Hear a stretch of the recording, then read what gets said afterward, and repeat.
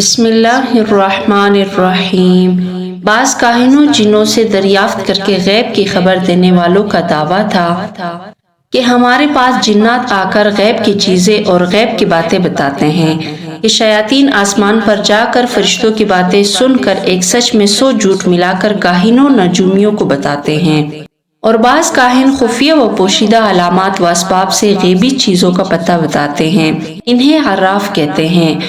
اور اس عمل کو عرافت، یہ دونوں عمل حرام و ناجائز ہے اور اس کی اجرت لینا بھی حرام ہے، اور کاہن اور نجومیوں کے پاس جانے والوں کی 40 دن رات کی نمازیں مقبول نہیں ہوتی۔ ہم یہاں پر اس بیان سے متعلق شہادت کے طور پر ایک بخاری کی حدیث نقل کرتے ہیں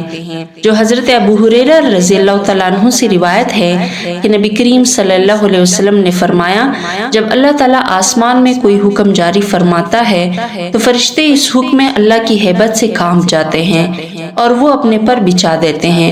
گویا وہ حکم اس زنجیر کی آواز کی طرح ہوتا ہے جسے صاف پتھر کی چٹان پر کھینچا جاتا ہے، یعنی اللہ کا حکم و فرمان زنجیر کی آواز کی طرح ہوتا ہے۔ پھر جب فرشتوں کی دلوں سے وہ ہیبت دور ہو جاتی ہیں تو بعض فرشتے بعض مقرب فرشتوں سے پوچھتے ہیں، تمہارے رب نے کیا فرمایا؟ تو وہ کہتے ہیں، جو کچھ ہمارے پروردگار نے فرمایا وہ حق ہے،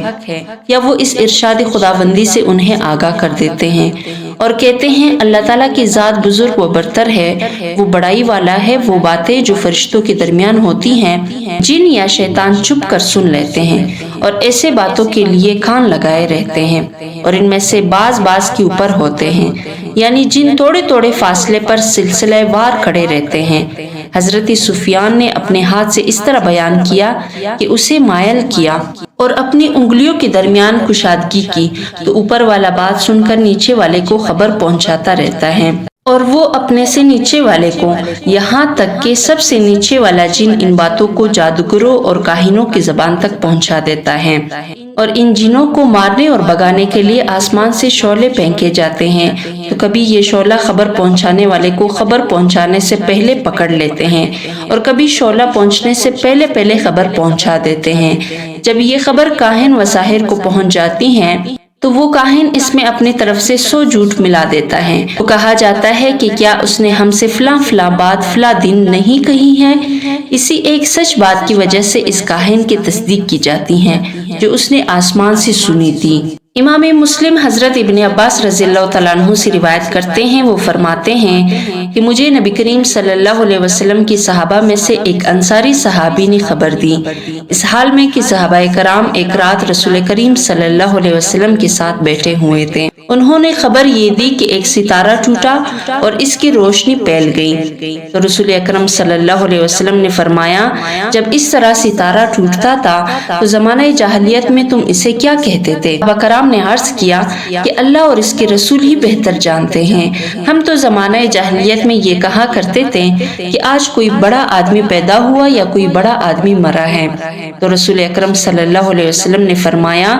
یہ ستارے کسی کی موت یا کسی کے پیدائش کے لیے نہیں ٹوٹتے، بلکہ ہمارا پروردگار جس کا نام برکت والا اور بلند و بالا ہے، جب وہ کوئی حکم نافذ فرماتا ہے تو عرش الہی کو اٹھانے والے فرشتے تسبیح کرتے ہیں، پھر اس آسمان والے فرشتے تسبیح کرتے ہیں جو ان سے قریب ہے، یہاں تک اس دنیا کی آسمان والوں تک ان کی تسبیح پہنچ جاتی ہے، پھر وہ فرشتے جو عرش اٹھانے والے فرشتوں کے قریب رہتے ہیں ان سے پوچھتے ہیں کہ تمہارے رب نے کیا کہا؟ وہ فرشتے ان فرشتوں کو اپنے رب کے فرمان سے مطلع کر دیتے ہیں، پھر اس بات کو ان فرشتوں کے قریب رہنے والے دوسرے فرشتے سے پوچھتے ہیں اور ان سے ان فرشتوں سے قریب رہنے والے فرشتے پوچھتے ہیں، یہاں تک کہ یہ سلسلہ آسمان دنیا تک پہنچ جاتا ہے۔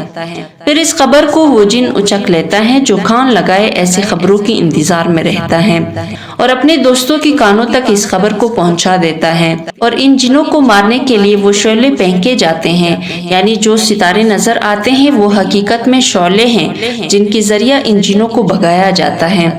جو خبر اس طرح کاہنوں اور ساحروں تک پہنچ جاتی ہے وہ درست صحیح ہوتی ہیں، لیکن یہ کاہن و ساحر اس میں اپنی طرف سے جھوٹی باتیں ملا دیتے ہیں اور ایک بات کی بہت سی باتیں بنا لیتے ہیں۔ اسی ملاوٹ اور اپنی جانب سے اضافہ کی وجہ سے جھوٹ ہو جاتی ہیں جو قابل قبول نہیں رہ جاتی۔ ام المؤمنین حضرت عائشہ صدیقہ سے روایت ہے، فرماتی ہیں کہ میں نے عرض کیا یا رسول اللہ، یہ کاہن جو بات کہتے ہیں کبھی کبھی ہم اسے سچ بھی پاتے ہیں۔ حضور اقدس صلی اللہ علیہ وسلم نے ارشاد فرمایا، وہ بات جو حق تعالیٰ کی ہے جسے جن اچک لیتا ہے تو وہ اس بات کو اپنے دوست کے کان میں ڈال دیتا ہے، جس طرح ایک مرغ دوسرے مرغ کے کان میں اپنی آواز پہنچاتا ہے،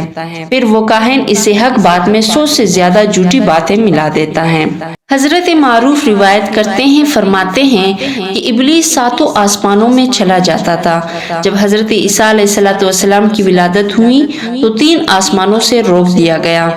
صرف 4 آسمانوں تک جا سکتا تھا۔ پھر جب رسول اکرم صلی اللہ علیہ وسلم کی ولادت ہوئی تو اس کو 7 آسمانوں پر جانے سے روک دیا گیا۔ حضرت شعبی سے روایت کرتے ہیں، وہ کہتے ہیں کہ جب رسول اکرم صلی اللہ علیہ وسلم کی آمد مبارک ہوئی تو شیاطین پر شعلے پھینکے گئے۔ اس سے پہلے شہابے شعلے نہیں پھینکے جاتے تھے۔ تو وہ عبد یالیل بن عمر ثقفی نامی کاہن نجومی کے پاس آئے اور کہا، جب سے لوگوں نے ستاروں کا گرنا دیکھا ہے اس وقت سے لوگ فارغ ہو گئے ہیں۔ ایک روایت میں ہے کہ بے چین ہو گئے اور اپنے غلام آزاد کر دیے اور اپنے جانوروں کو باندھ دیا۔ تو جواب میں عبد یالیل نے کہا، تم جلدی مت کرو بلکہ انتظار کرو، اگر مشہور ستارے گرتے ہیں تو سمجھ لو کہ لوگوں کی فنا کا وقت آ گیا ہے، اور اگر غیر معروف ستارے شہابے گرتے ہیں تو کوئی نئی چیز ظاہر ہوئی ہے۔ چنانچہ انہوں نے دیکھا تو وہ غیر معروف ستارے گرتے ہیں، تو انہوں نے کہا کہ یہ کوئی نئی بات واقع ہوئی ہے۔ چنانچہ زیادہ وقت نہ گزرا تھا کہ انہوں نے نبی کریم صلی اللہ علیہ وسلم کی آمد مبارکہ سن لیا۔ حضرت عبداللہ بن عباس رضی اللہ تعالیٰ عنہ سے روایت کرتے ہیں، فرماتے ہیں کہ شیاطین آسمان کی طرف چڑھتے تھے اور وحی کی کلمات سنتے تھے اور ان کلمات کو لے کر زمین پر اترتے اور ان میں 9 حصے اضافہ کر دیتے تھے، تو زمین والے وہ اصل بات تو حق و صحیح پاتے اور 9 باتیں جھوٹ پاتے۔ یہ شیاطین ہمیشہ اسی طرح کرتے رہتے، یہاں تک کہ اللہ نے حضرت محمد صلی اللہ علیہ وسلم کو بھیج دیا تو وہ ان شرارتوں سے روک دیے گئے۔ پھر شیطانوں نے ابلیس سے اس بات کا ذکر کیا تو اس نے کہا کہ زمین میں کوئی نئی بات واقع ہوئی ہے۔ پھر اس نے شیطانوں کو زمین میں پھیلا دیا۔ چنانچہ ان شیطانوں نے رسول اکرم صلی اللہ علیہ وسلم کو نخل کے 2 پہاڑوں کے درمیان قرآن کریم کی تلاوت کرتے ہوئے پایا۔ تو شیطانوں نے کہا، اللہ کی قسم یہی وہ نئی بات ہے اور اسی کی وجہ سے ان پر شعلے پھینکے جاتے ہیں۔ جب ستارے تم سے چھپ جاتے ہیں تو وہ اسے پا لیتے ہیں، کبھی غلطی نہیں ہوتی، لیکن وہ اسے قتل نہیں کرتے، البتہ اس کا چہرہ، اس کا پہلو اور اس کا ہاتھ جلا دیتے ہیں۔